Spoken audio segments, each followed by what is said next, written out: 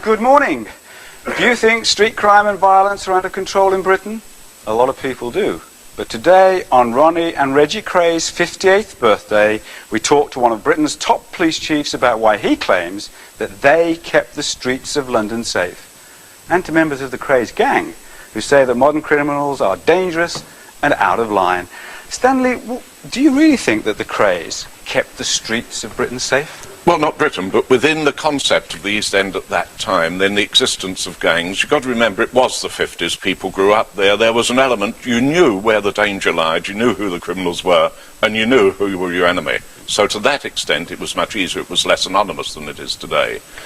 That made policing easier, you're saying. Oh, indeed. That's a different point from saying that the Krays themselves imposed discipline or kept people in order or prevented other kind of crime. Well, you've got to remember that the psychology of gangs in the East End was that gangs moved for control, they moved for power, and to that extent they helped keep each other under control. So that perhaps made it easier at times for police to sweep up the pieces and to deal with the issues. But I'm not holding them up as if they're people of great Christian virtue. But you're saying things were easier for the police in terms of you knew who your enemy were. Yes. And also it was easier for other people and the police because the gangs were actually exercising control of their particular territory. They stopped other people getting out of line. They fought with each other. They also, you knew where the boundaries were in terms of action, and the police knew who to approach. So to that extent, it was basically that people, if you were in a fight, it was like to be in a gang fight or between people who knew each other. And you were not therefore at risk from some anonymous person who would come up and for no reason at all, gratuitously, give you a good hiding. You're not indulging in a bit of nostalgia is there? Oh, there's always nostalgia when you look back, because you couldn't replicate those days today. Perhaps what you need to look at is what was the underlying situation there. But what I meant by the nostalgia is not colouring your judgment and making you see things a bit through kind of rosy-tinted spectacles, and it wasn't quite as Far from it, they were villains. And we dealt with them, and people dealt with them as villains. Tony? They were dealt with in that way. So it was not holding them up as paragons of virtue. Tony, did you ever expect to hear a chief constable talk this way about the Krays? But having said that, I totally agree, because having said that, the Krays themselves, I mean, we get this picture of them as violent thugs, and there was never like that. And there's a lot of people today who say the same thing. I mean, Farid's sitting here with us today, and he was the arresting officer on their case.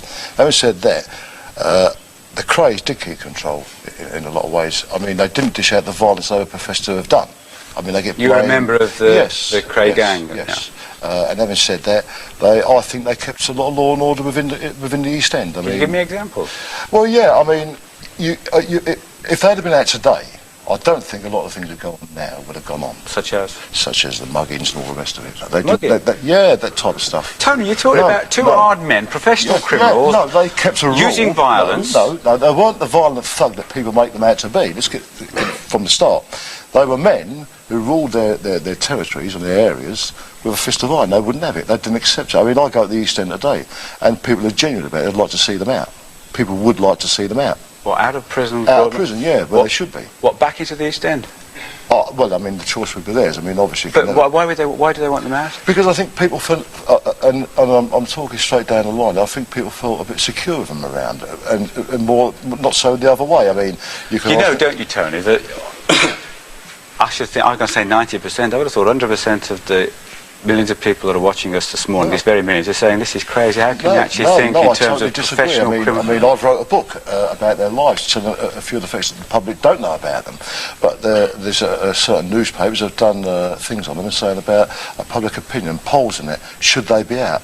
And the overwhelming majority of people are saying yes, they should be out. We romanticise I think it. that's because they've done a long time in prison. I can't agree with you, Tony, that they kept the East End. So I came to the East End the same as you, and I think that they kept the kind of business that they were in together. I don't think they kept the business together. If I was mugging an old lady on a street, there's nothing they could have done. Hang on, Kelly. I think the fact of the matter is that such people with such a reputation lived in our district. Yeah, that reputation keeps them at bay. That existed like that. You know what I mean? And these muggers like they do in young kids today in post offices, they go in there, watch an old woman. Wait a minute, Ken, right? Collecting their pension and that, and they mark her with a chalk, and their mate gets her down the road. I mean, people like that, you know what I mean? They're scum, aren't they? I mean, that wouldn't exist then. But the fact of the matter is that public opinion does... I think that's a social crime. Let me make my point. That public opinion does want to get out. And I think where the most sympathy today lies is that there have been over-punishment. And to police an area, from the police's point of view, you can only police by consent, and you've got to earn respect to police. And today the police have got no respect for the public. The only thing I agree with what Sir Stanley has said is that I believe in that time in the East End in the 50s and the 60s, there was a kind of Robin Hood syndrome going on, where people wouldn't go. We thought that elderly people had some sort of authority. I mean, what we did, if somebody was older than us came out of the house and said, get away, we'd go run for our lives. That they don't do that anymore, and it's nothing to do with whether the Krays are out or whether they're in. The thing is the social climate today, and I think that Margaret Thatcher, who's brought in this syndrome of everybody should, as long as you've got money, you're okay. She's got more to answer for than everybody else. She's made a greedy nation out of it. I travel all over the country, and I see all different types of people. This argument seems to suggest that you arrested the Krays, Nipper. Have you got a different view of them to what's being expressed here? I don't agree with this at all, because the argument seems to suggest that the Krays were some kind of second-tier responsible police force, that they exercised control in the East End, which is wildly wrong. The only concern that they had was that people that were in their firm were disciplined and controlled, and that's the extent to which they exercised any kind of a responsibility in the East End. So far as ordinary muggings were concerned, so far as ordinary housebreakings were concerned, they've got no control over it at all. If that argument was a responsible argument, it would suggest that the police stations in the East End, Limehouse and Lemon Street and Commercial Street, didn't need to exist because the Krays controlled and contained all the crime, which is not a good argument. Let me get someone else in. In the 60s, there was no such word as mugging. Mugging today is a metaphor of robbery with violence. That's right. And robbery with violence on an individually in the 60s was a very bad charge, and they went to the assizes and they got a stiff sentence. It just wasn't done. Why is it? What I'd like to know is that society or the general public will accept that crime has gone up tenfold. I mean, I can't ever recall hearing of an 80-year-old woman being bashed over the head and raped in any time in the 50s or 60s when any of the firms were about. Even the old Bill couldn't keep control. Now, what I'm saying is we recognise... Is that right, Nipper?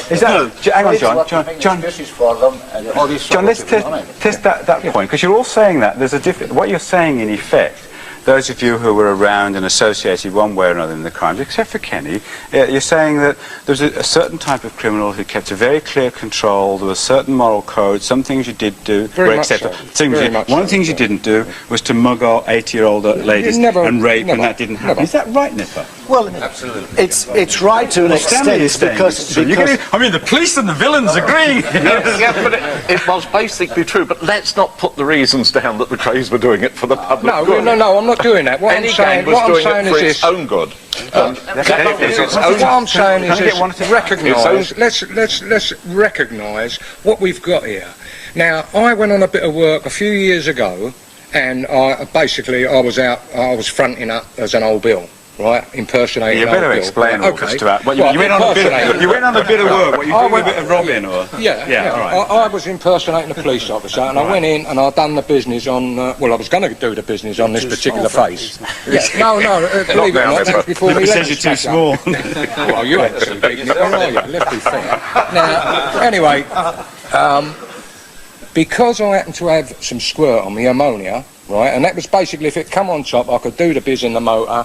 And the dogs don't get me again for the third time. That was mainly what it was. But because I had the squirt on me, it come from attempted burglary to armed, right? Now, all of a sudden, from looking like getting a 4, I now look like getting a double handful for a little bit of ammonia. Now, what I'm saying is that now you've got mugging, okay? Which, let's be fair, let's put the bottom line on it. It's a black man's disease. We didn't have it in the 50s and 60s. Now, I know it sounds racist. It isn't. It is a recognised thing amongst everybody but society, or members of Parliament will not accept that terminology. They don't want to put a stigma and say, no, it's not just... It is a coloured person's disease. They brought it here, they've exploited it, and it's not, I would say 80%. People were mugged in Victorian England. Oh, we're not. We're going way back. We're talking about the crime being out of hand now, and it is. That's why you should have police protection to members of Parliament to leave the House of Commons. That's why the policeman still says who goes home every night. Yeah, but how the hell can you ask for respect for old people when the members of Parliament don't even respect them? See, when you talk about muggers, you say, well, they didn't happen when I was young and so on. They always go back about the footpads in the Victorian era. But I'm talking about when I was a teenager, I got put in the first detention centre in Borstalls. There was, and I know what the other blokes were for, it was unheard of the type of crimes, as he said, mugging old people or anybody. That's a fact. Unknown. Are you saying that young criminals are different today, leaving aside the comment about... Vicious. They seem to be with a very good reason. You know. If I may say, with a very, very good reason. Because in those days, I'm not trying to make those days good, but they were professional villains on the whole, and they knew each other. Now today, I'm an old man, and in those days I was a yuppie. I could walk anywhere in the West End, no deal of trouble or anything else at all. Now, if I was an unemployed boy leaving school at 17 with no money, and at the days I want to chase the birds, I haven't got any money to take them out, and I'm on the street corner, I would be a villain, despite this on the day. Now, I was on with Charlie Richardson when he escaped from prison, and you were talking about the long sentences. Charlie got 25 years, and one of the reasons he came out was we were in Paris, and he was saying to me, if I had gone today into a post office and had shot the woman, I would do 10 years. We were villains. All of our villainy was done against each other. We never endangered the public, and yet I got 25 years. That's true, Nipper. Come on. They never endangered the public. No. All our villainy was the lady in the post office. Against each other. This is an argument that has been propounded on many occasions. What is the difference? You know, how do you equate this? Do 3 villains equal 1 respectable and responsible housekeeper, you know, an ordinary person? A murder is a murder, whoever it is. It doesn't matter if it's a villain or not. Somebody else. You're not just talking about murder. You're talking about Reggie Kray. No, I'm not talking about Reggie Kray. I'm talking about the whole syndicate. The argument, first of all, that was propounded was that the Krays in some way kept the kettle from boiling over in the East End, and they didn't. The man had done 27 years in prison. But remission of not a life sentence, it's a 41-year prison sentence. It's inhuman. That's a different issue. John, are criminals today different? What we say, so the argument here has been that there's hey, come on, you can't have conversations on your own. John, are they different today? Sort of, yeah. In what way? It's not so much big time. Not so much what? You know, like, come on. In them days it was gangsters and that. Well, bigger crime. You know, it's small crimes now. What kind of things have you been involved in? Yeah, petty theft, car theft, just normal little crimes. Well, you've been listening to the Chief Constable. You've been listening to other people talking. Do you recognise what he and the other people who remember the Krays and the Richardsons and the East End? Do you think that is different from today? That you've got less that you don't know the difference perhaps between right and wrong so much? Yeah, a bit. But still, in them days it was, like I say, it was a big crime, you know. Everyone's heard of the Krays and that. But today it's different. Margaret? Do you go to work? Yeah. And would you be a criminal if you had something to do and... No. I think that's the point, Kenny. Absolutely. It's about a lot of the crime that's going on today is to survive. Absolutely. If people haven't got access to nights out, to leisure, and a lot of it is around those issues. Everything's been geared at being cost effective over the years. We're actually living in the 1991s, and every cut that's made is to reduce the services that are given to Margaret, you're from the Mirrowell Estate. Yeah. You're saying that a lot of the kind of thing we saw there, or the ram raiders that John knows about and that people like him are involved in, you know, the driving of a big truck through the plate glass window of a shop, loading up with goods, taking it away. You're saying that that's a product of deprivation and poverty. I mean, I need to say clearly that that is wrong. We know the difference between right and wrong, but it's equally wrong. Hang on, do we agree on that? We all agree. Young people too all agree on that. Yeah, you do.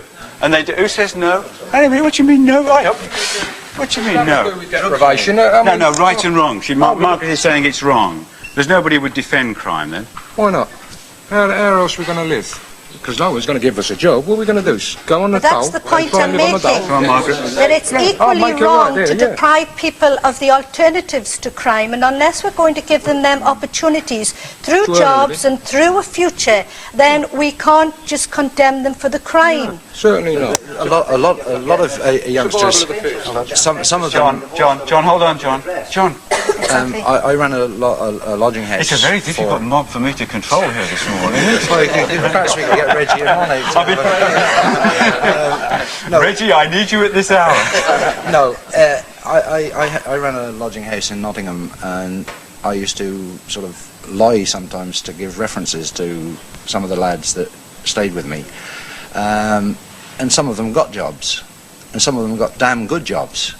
But then they found that it was easier to go and steal a car and take the wheels off and the turbocharger, and they got a couple of £100 for the wheels and the turbocharger. So you it can't was condone it. no, I can't condone it. But I mean, to say that they're deprived of a job, but it's damn silly, because when they get a job, then they pack it in and go back to crime because it's easy. Well, how long ago was this then? We're talking about now. Kenny? No, but I had 49 in 2.5 years, and I should say that the majority of them, I tried very hard, having been in prison myself. I tried very hard to keep them away, to stop them from going back in. But hell, they reoffended and reoffended and reoffended and reoffended. I had one lad in... Well, what was the reason? What we're asking for? We're trying to see if there is a... Perhaps there isn't. But what we're exploring is whether there is a difference between the kind of criminal culture that existed during the 50s and 60s with the Kray and professional gangs and the young people. What is the difference? Well, they don't get... the system doesn't punish them. And when they catch them the first time, they let them out again, and they reoffend, and they reoffend, and reoffend. No deterrent. You're agreeing with them. There's no deterrent in this country for any crime at any level. There's no deterrent. There's no deterrent. If anybody in the audience have ever seen anyone have the birch or a cat, I've seen two. I see a boy of 14, and I see an old man that was involved in the riots in Dartmoor. One had the cat and nine tails, one had the birch. And I'm certain after these young criminals today, when they talk about they got no time, I agree the recession is a bad time. But I'm nearly 70. I lived through a recession. I was brought up in a tough area, in a dock area. But nobody stole. Nobody opened your neighbour's door and stole. Nobody hit your neighbour over the head and stole. Why didn't they? Because of iron discipline. We had discipline indoors, we had discipline at school, and we had discipline at work. We were never free of discipline. And that is what's lacking. That is what's lacking today. Firstly, I want to say... One at a time. Firstly, I want to say that people will commit crime whatever colour of the skin that they've got. And secondly, it's to do with poverty, and maybe it's not lack of discipline and stuff, because people still have discipline. It's just that they've got no money. People had no money. When I was a teenager, I had no money. Where did I get money from? Because materialistic things are much more important than they were then. People need to be part of something. Young people need to have friends, and they need to have the same kind of clothes, and they need this kind of sense of belonging, which wasn't as important then as it is now. We live in 1991. Have you got a still to do that? Have people got a still to do that? She's making an interesting point, isn't she? She was saying in the days when you remember, and a little bit around that I remember, we didn't have television. No, we didn't have all the kind of colour advertisements. We didn't have the martini people put in front of us telling us this is how you should be, life should... We were lived in a... Like, I was like you, I lived in a very tightly knit working class community, and you all were the same, and there was a moral code and a discipline, and you abided by it. Now they're saying, she's saying that kids are being attracted to, they're being held out the vision of a life that's not theirs, and so they take to crime to get it. But when you've seen both sides, when you've seen law and order doubt in the late 20s, right through to when the war started, to the late 30s, then after the war, since 1946, when the war finished, till today, law and order's gone out the window. Kenny, what were you saying? I was just saying, you were saying about the martini ads and the way people see it, the way that we're supposed to live. We also didn't have leaders in those days that told us that you've got to have money to get on, or you've got to look after number one. The whole climate of this country seems to me to have changed since that gentleman said since the war. That everything is, you look after yourself. We never used to do that. I didn't have any discipline in my house, and I wouldn't go around mugging old ladies or doing anything like that. It's because I knew the difference between right and wrong. I never had people telling me that I've got to go out and earn bundles of money to live. High-rise council block estates, Absolutely, which is so depressing, and people are forced into people have to commit crime now. They've got nothing. The dole, what is the dole? I mean, it's nothing. How can you survive on the dole? People are homeless. But 2 million people do. Oh, yeah. More than 2 million. There are 2 million, and there's another 10 or 12. Crime comes out of those 2 million. But what about all the pensioners that survive on less? They don't go out to commit offences, do they? I mean, but it's different though, because pensioners have got their own community. But that's not They've got much more. They've got a lot more. They've got their all DHSS. Listen, wait a minute, I'll tell you now.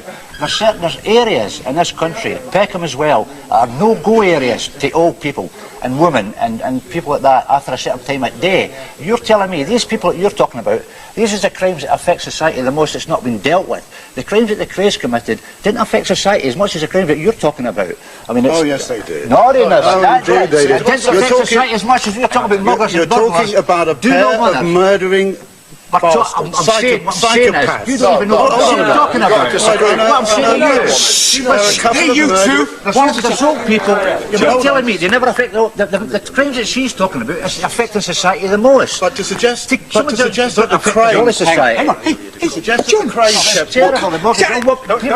No-go areas. No-go areas for old women and all that. You're talking about a cobbler's man. Hey, listen, no, hold on a minute. All of you.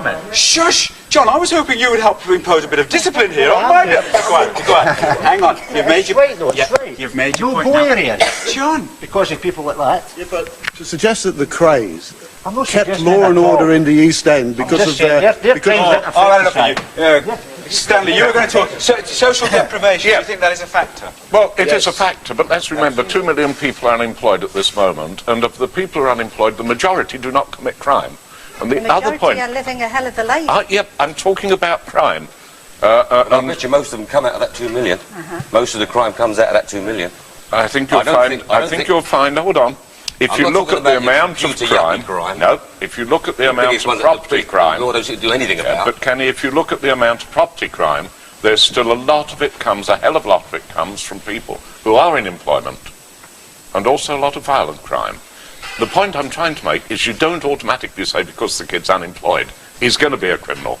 No, he's got a greater risk. I'm saying he's enforced to be a criminal. Yeah. Well, I'm not saying no, you make your own decisions, don't you? Absolutely. We're big boys. We make our own decisions. Absolutely. And then we get pushed down certain ways. Nowadays, people are deprived. I don't care what anybody says. There are areas where people can't, where old ladies can't. Why is it then, Kenny, why is it that a lot of people who are deprived, let's take your term deprived, do not commit crime? Oh, I'm not saying they all do. And why is it that a lot of crime... the people are deprived are the ones that are committing the most crime. But if you're looking only at one issue, I think you're doing a disservice to a lot of people who live on difficult let estates.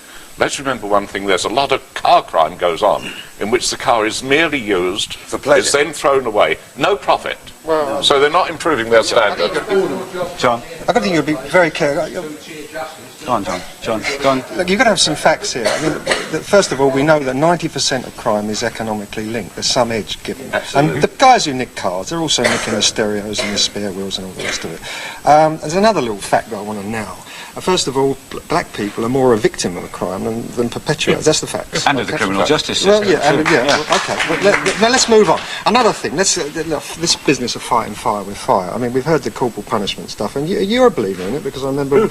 Well, you said that in the old days that when the birch was around and the cat. I've never said that at all. Well, I have never said that. No, I know. We've been on before, John. I've never said that. Let's go back. Okay, let's go. Well, let's not go over I'll that. apologise for that. Okay. Stanley says he doesn't believe in it. A lot of people believe in that, but Yeah. any professional criminal is very proud to have been sort of beaten up and not caved in. I mean, it's a sort of like a badge of courage. So let's get rid of that. Well, and I know many heavy-duty criminals who've had the cat and the birch, and they walk around as if it's a sort of badge of honour. So don't think that heavy-duty criminals are going to be deterred by corporal punishment. Not all of them. And you also know that there's a lot of rough justice around. Not so much now as there used to be, but the police used to give out their own physical violence, John, particularly in the East End. But now let's go on to the other point. Another fact that everyone's forgotten about. What's changed the climate of crime now? So much of the street crime that we see around, particularly with cars and burglary, is drug-fed. Now that's the difference, which you didn't have in the 50s and 60s. Now, what you've got is the organised criminals are much more involved, not so much in protection rackets and robbery. They are involved now in the supply and distribution of drugs. Now that produces a knock-on effect amongst the underclass. Let's face it, there's an underclass in all our inner cities who are heavily involved in street crime, and it's street crime to feed drugs that are taken in leisure. You're generalising again. I know I'm generalising, but I'm also correct. Let us remember the majority of crime in this country is still not related to drugs in terms of theft of property to acquire drugs. Is it? Nonsense. How do you come by that Well, nonsense? the figures in America are 80%. Are they? It's They're very, down to very... 60. No, they're 80% of crime drug-related in the States. Figures I on would America, think it's down to Can't 60. both talk at once, you two. It's down to 60, and the latest figures, both New York, Washington and Houston, their murders by gun are now 60% non-drug related. So that's very important. Why is crime different? Well, I'm a licensee in Bethnal Green Road, and you're talking rubbish. Thank you. I'm straight on the front. I'm a licensee. I got the police on my back. I'm talking to criminals all day. They come in, they flog. They're there for one thing: to survive. They steal to survive. That's true. I'm a licensee. I've got people around me. I have them people around me to survive.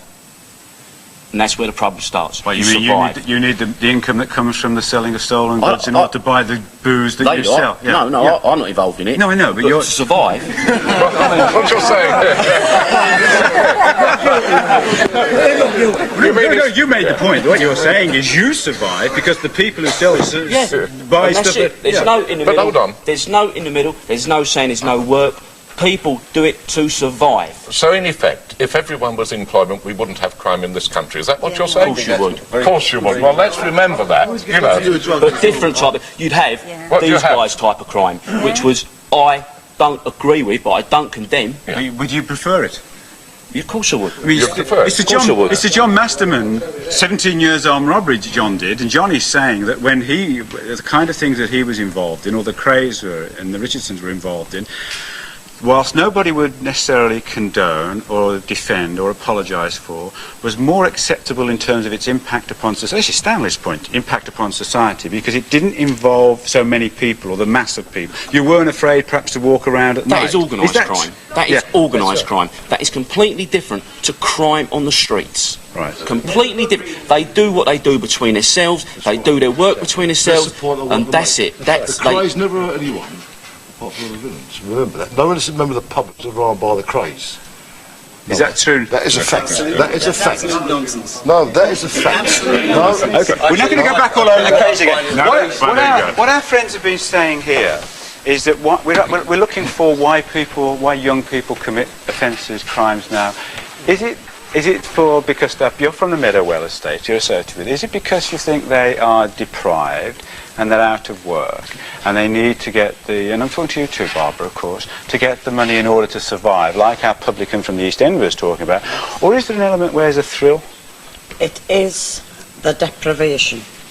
We live amongst it. We live on Meadowell estate and we know what we're talking about. It breaks your heart to see some of these young kids. I don't condone the crimes they commit, but I'm with them all the way. They had all on our estate, all the resources taken away from them. They have nowhere to go. When we had walls where they used to sit on walls, they were taken away. They moved from place to place. And also what I am very angry about is the attitude of the police. They class our estate as Scumsville, Pigsville, Vietnam, the Bronx. Now, there's a lot of decent people on Meadowell, and I'll always defend them. And we love the young lads. We tell them off, and we can pull them up. But some of the things that's done to them really makes me angry. Now, our estate has been isolated a lot. When the police should have been on that estate, they were never there. And if they did come, it was an hour after. Now, I have to defend that. And you have to condemn that. Condemn, I'm sorry. That's all right, my love. Condemn that. and there's lots of things. We live on Meadowell, and we know what goes on. No, it's somebody else. No. I'm going back to the 1920s, 1930s. My father was a police sergeant, and we were brought up strictly by the rules, the do's and the don'ts, and that lives with you for the rest of your life. We were poor, always very poor. But when I compare the poor that we were to the poverty that is on Meadowell, we were rich. The poverty on Meadowell is atrocious. People listen, they condemn people, but it's not... So you're agreeing with this? Again, it's the poverty that leads people Poverty into and crime. deprivation. But how do you answer Stanley's point, or Kenny Lynch's, when he says, but not everybody who's poor, or even our friend at the back there who talked about the 30s and the docs, that people, not because they're poor, don't always turn to crime. The youngsters turn to crime because most of them, when they're 16 until they're 18, don't get a single penny. They get no pocket money, they get no dole, they get nothing. And they've got to have clothes, they've got to have all the things that everybody else has. Go on. Nearly 90%. Because of, like, the poverty on the estate. Like, is that the excuse, though? It's easy to say that, then, in the end, isn't it? It's easy to justify it by turning around and saying, but I'm poor, I'm deprived, I'm misunderstood, and you might be all of those things, but isn't that a cop-out? No, not really. There's no element where people are doing it. See, I remember the interviews that Stanley was on during the Meadowell estate, and I remember a lot of young people, perhaps they were just doing it for the cameras and for television and being a bit gung-ho, but I heard them saying it was exciting, it was thrilling, it was breaking the monotony of their humdrum, miserable life. That doesn't talk about poverty or it talks about a poverty of spirit, perhaps, or a poverty of... It's a sad state of affairs when that's what brings excitement to the young people, because they're not going to get out to work, they're not going to meet people, they're not going to get the opportunities of sitting here today. They're actually tied and trapped, and we have to untrap that. Regarding the police, I mean, I have to say that the only time our young people see the police is when there's trouble. Police ought to be part of people's lives, and we ought to see them at good times as well as bad times. I'd just like to say one thing. When you're living in a country, when the Archbishop of Canterbury says that there's a social imbalance, and MPs say that he's mad, and I think we're in big trouble. Stanley, the policing. Couple of points. Can we clear up part of Meadowell? The majority of people on Meadowell Estate are very, very good people, and a lot of people complain. Quite often the term is used, and it was certainly used during the Troubles there, within the media, not by police, in terms of how it was described. And there is a problem when you live on an estate which has got a name. Well, why were we trapped like undeservedly. Huh? We were trapped like scummen. So, you can't really say that, like... Hang on, go on, Stanley. Well, the point I'm taking is that he says, why were they treated like scum? How were you treated like scum? Because we were. You sit on moors, man, and the riot squad used to come along and say, shift, why you got this? Yes, I do. Nice big truncheon. Yeah. Would you like one of them across your head? No. Well, then? That should not have happened. There was, in fact... Women and kids were getting attacked. There was, in fact... Women and kids were getting attacked off the riot squad, and there's no need for that. None whatsoever. Well, there you've got the chief constable. Your chief constable. He's accountable. Was at the time. Was at the time. All right. Yeah. But you're the authority figure, Stanley. You know that. And we pay for him. He's there. He's your servant, not your master. Talk to him. What is it he, representing the police and authority, didn't do or did wrong that you want to change? Didn't police the estate. We never saw a policeman on the estate until the riots. But hold on, I was told by the young man that before that there was a riot squad there. They're not mutually incompatible, though, are they? You can have both.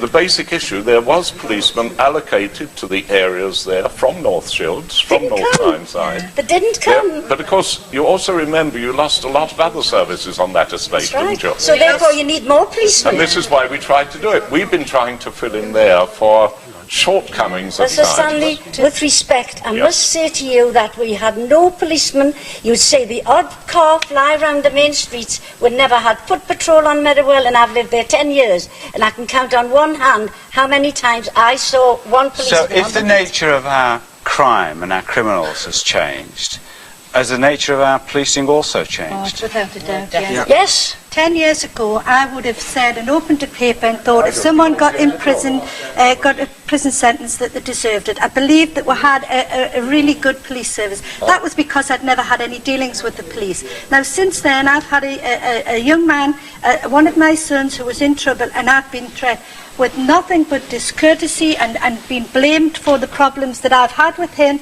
Yet I have another 4 who have never been in trouble, but I was constantly blamed. If you were a good parent, then that wouldn't have happened. And I have to take some of that blame. I don't say that I'm not completely blameless. When the twins were about, there were a lot of policemen on the beat in them days.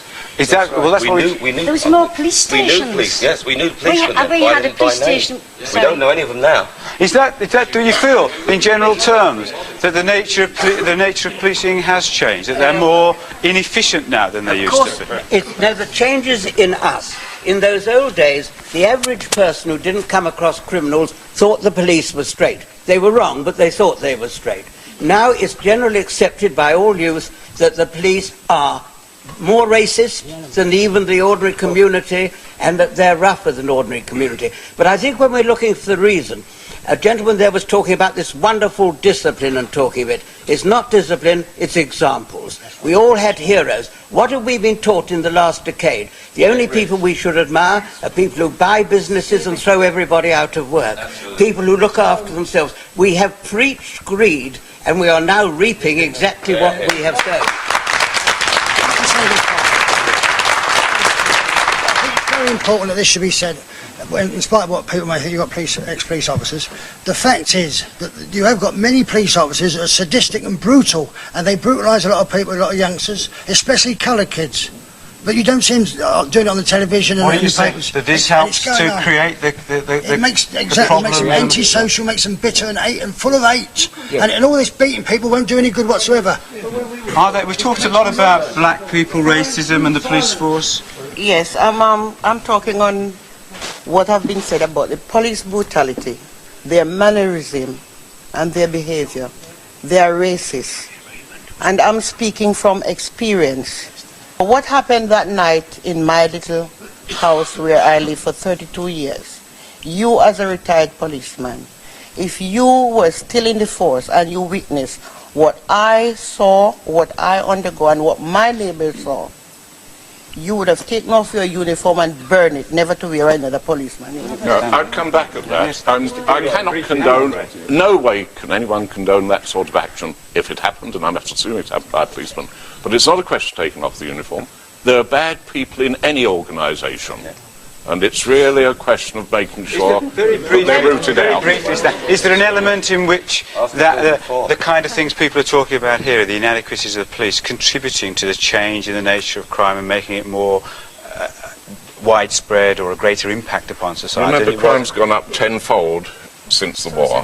Let us all, hold on, madam. Let us also remember, yes, there's unemployment. Let us also remember that the police service tends to pick up most of the problems that the other elements of society fail to address. If there's any truth, and there can be some truth in elements of deprivation, of unemployment, social service, all of these, then in fact the police tend to pick up because they have to deal with the issue as it occurs. Is the nature of crime, we've talked about the nature of crime and criminals as they used to be, and as they are now with young people. Is it changing, crime? What's the future hold for us, do you think? Well, my particular speciality is I work in Chinatown with the Chinese gangs, and I mean, they certainly operate in similar ways to what we've been hearing about this morning. The main thing they do is they concentrate their activities purely on the Chinese community. They're looking for ways to sort of come out into the English community, but at the moment they're confined within the community of the Chinese. What is that going to make? So that's very much like the kind of Krays and the Richardsons in a sense. Well, they pick on innocent sort of Chinese people. I mean, the 1% of the Chinese community victimises 99% of the Chinese community. What difference is that? Is that the policing of that the same kind of thing? Do you take the same attitude as Stanley does? That in a sense it's easier to control. I mean, it might be more pervasive within that community, but at least it's kind of clearly identifiable. Well, it's taken years really to actually get to understand it fully, to actually work out how the gangs operate. It's a particularly cultural thing to the Chinese. Right.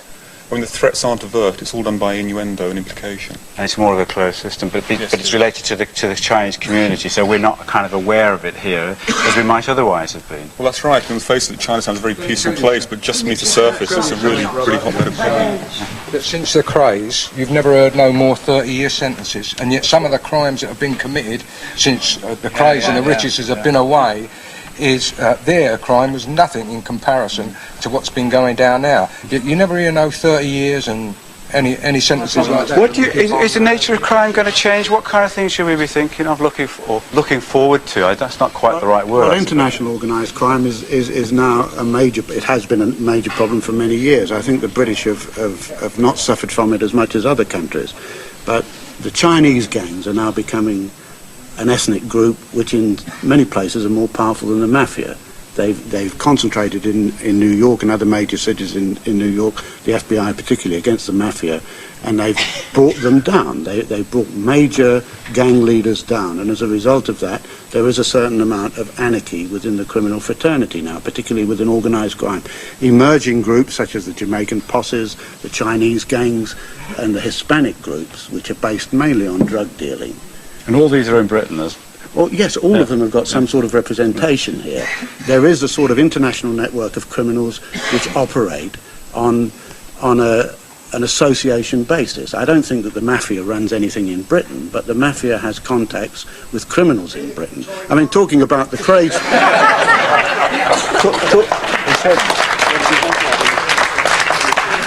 Just so our viewers heard, he said, yes, the mafia said doesn't exist in Britain. Yes, they do. He said it's the Tory party. I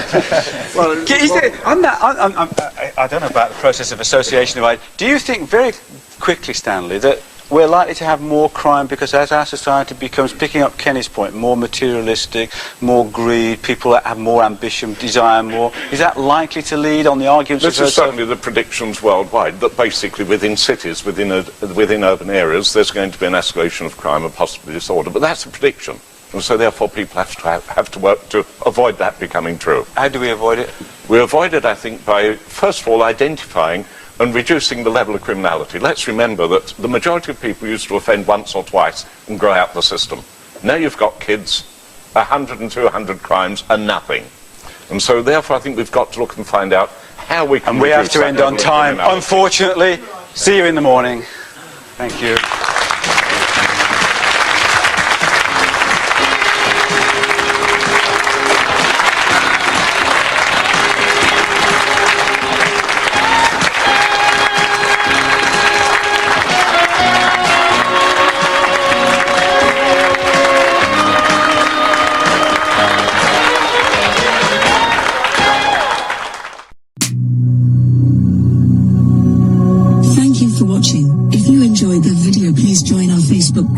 It's called Krays Crime Lords of London. We're a friendly, moderated group with over 1,000 Kray and other celebrated gangster videos available for view. There's also thousands of images in the photos sections. The link for the group is in the YouTube description section. I hope we see you there soon.